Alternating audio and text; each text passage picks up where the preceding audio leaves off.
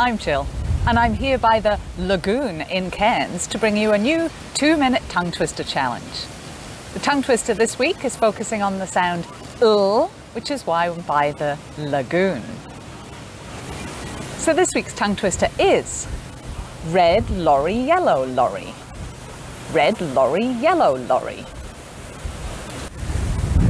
So this tongue twister uses the sounds and which some English learners find difficult.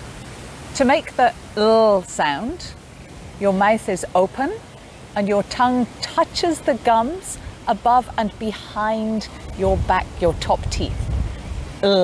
It's a voiced sound, so the sound comes from your throat. Is a different sound. Your tongue does not touch anything but is up in your mouth and your lips come forward like you're going to give someone a kiss. So here's the tongue twister again. Red lorry, yellow lorry. Red lorry, yellow lorry.